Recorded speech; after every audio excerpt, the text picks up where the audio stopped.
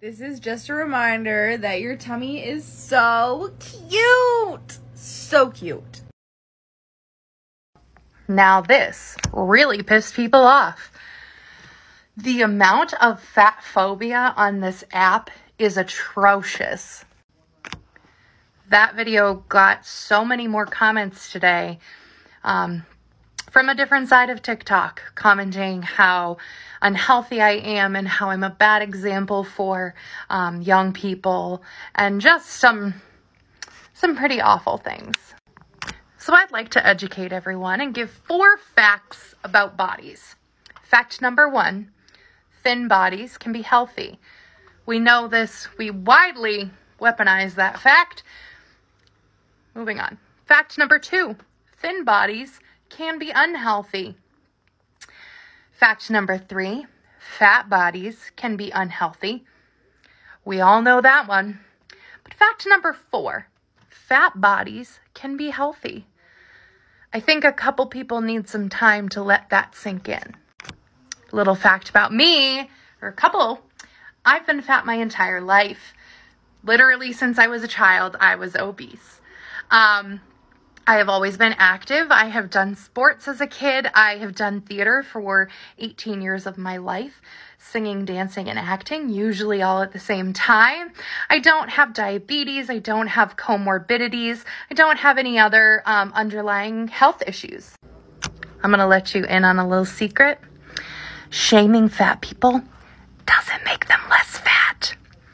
And I'm sure that people knew that because, you know, why else would you comment for my health if you weren't really concerned about my health? Because if you were, you would offer solutions like Health at Every Size or other programs that would help, and not just tell me that I need to be better or tell me that I need to buy 2 bikinis or any other rude comment. I am a fat woman just trying to live my life, trying to love myself and show other people that they can love themselves at any size. And so I'm reaching out to my followers. Help me get back on a different, more body positive or body neutral side of TikTok. There are people that say I should expect the amount of comments or the negative comments, and that I can't handle negativity. The thing I can't handle is people's need to judge and comment on other people's bodies that they have no business in. So if you like what I post, great. And if you don't, just keep scrolling. It's not very often that you hear positive things about the fat experience, so I'm going to tell you one of my favorite things about growing up fat. I always had really beautiful friends, and we all know that pretty privilege is real. So I would see people being super nice to them and then would turn around and just be not nice to me. I learned how to pick up on those subtle signs that I have a foolproof bullshit detector. If your fat friend picks up bad vibes from someone, chances are they're right. This is for the cross-section of people that listen to Maintenance Phase and The Daily. I just listened to The Daily Childhood Obesity episode, and woof. Like, who was this lady? And could we not get anyone else to, like, bring any additional viewpoint? What killed me most of all was that this lady's like, yeah, you know, actually doctors don't understand obesity, and like they've done long-term studies, and all the traditional behavioral lifestyle interventions that we think of, they actually straight up don't work. It's shocking. And Michael Barbar's like, oh, so like what are the new guidelines saying? Well, now we're going to start him off at 2 years old, and we're going to do all the same things, but like more intense. Cool. And like, what are people's reservations about that? Well, fat people are going to be bullied anywhere they go, and a lot of times bullied by their own family. Oh, so like, what's the solution there? We want to bring the whole family in and get them to start bullying them young. What? No, you understand the video. We make clothes for humans. We make clothes for humans. And humans exist in my size and bigger. So why would I feel bad about the wrong size being sent to me when I could just put on a different pair of pants? So many people, especially gender marginalized folks, put so much stake on whether clothes fit us and how they fit us. And if something doesn't fit us, we end up in a puddle on the floor of a dressing room. And I made that video mostly as a joke. I didn't really think I was going to post it. But I posted the video because I wanted to show y'all that, like, it's not that big of a deal.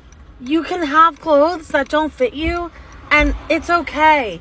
You just get another pair of pants. It doesn't have to be the end of the world when a pair of pants doesn't fit you. You can laugh it off and go about your day and get a bigger pair of pants, because we make clothes to fit bodies. We don't make bodies to fit clothes. Okay, wait, keep up with this. The thin people that hate fat people don't hate fat people because they're fat. They hate them because every time they see a fat person that is simultaneously happy, it invalidates their entire experience of being thin and being afraid of being fat. There's a specific experience within the fat experience that not every fat person experiences, but I don't hear it talked about enough. That is mourning the thin you. I grew up fat. I grew up fat with a thin, beautiful mother. I was on fad diets before I was 10. I had disordered eating. There was this idea in my head of thin me, of waking up one day and just being skinny, or even weird fantasies of like, oh, I got shot in the stomach and the doctors just had to give me liposuction. Weird stuff like that growing up. And I used to struggle really hard, be like, why can't I look like other people? Why can't I get my body to look like pretty girls? I really had to kill that idea. I had to mourn it. I had to accept that they were there and then move past it. Fat people only. How do you understand the term mid-size? Okay, I have been thinking about this since I saw a size 8 designer describe herself as mid-size, and it was like, you wear a size 8. You can shop anywhere. You do not need a special description for your body. You're straight size. Be straight size. And it feels a bit like people that cling to the term mid-size, especially if they wear under a size 14, really are doing the size washing equivalent of leaning forward and pointing out how their body has rolls as a way to align themselves with the oppression of fatness without actually having to be fat. And to be honest, for the most part, I don't really care how people describe their bodies. I do care the fact that brands are starting to capitalize on this and offering mid-size as their definition of size inclusion, which is harmful to actual fat people. What do we do when our fat faves lose weight? Let's talk about it. I don't have all the answers, but what I can tell you is I hate watching the same toxic patterns happening over and over online. And I will start with this so thin people don't get mad. And this can be a really tough pill to swallow, but no one owes you their body. And it's never appropriate under any circumstance to share with someone negative thoughts or feelings about how their body looks or has changed. But here's the toxic pattern. Fat persona loses weight. Fat fan expresses some hurt or disappointment. And then thin fans take that as their opportunity to go in and be like, fuck you, body positive police, mind your business. They look amazing. They're just doing this for their health, and just throw in a bunch of other like anti-fat, fat-phobic sentiments just for good measure. And then the persona will often encourage this type of discourse. If you are not fat and have never been fat, here's the context that you're missing.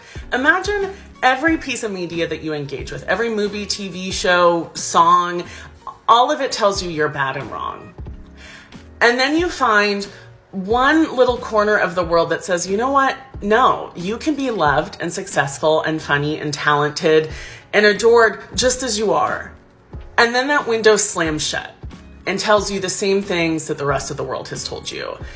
It's not about that person. It's about fat people when the world has ostracized them, making an individual their safe space. And maybe diet talk is really normal in your circle and the people you hang out with, but other people have had to do a lot of work to eliminate diet talk and diet culture from their community. Diet and weight loss talk is sensitive for good reason. Like 1 in 4 or 5 people end up with an eating disorder. Most people, I think 90 to 98% of people will gain all the weight back and then some. And that diet cycling can result in worse health outcomes than just staying fat in the first place. Also, if you have an eating disorder and you're fat, trying to get any treatment for that is hell. And when that one safe space is no longer safe, it can activate a lot of pain and trauma. Again, if you are fat and you're feeling that pain, it's not appropriate to share with that person. If you're feeling this way, I really hope you talk to people, a therapist or friends, supportive people in your life to process these feelings, because it's valid and it's important. And rather than these intense binaries, I would love to see these conversations held with more nuance and compassion. You know, I can understand why this topic might be triggering for some people, and I hope you get support for that elsewhere, but this is my body and I can't hold that pain for you is valid. If you're a thin ally, this is a great opportunity to fight the assumption that thin equals health, and remember that there's maybe more going on than you can understand.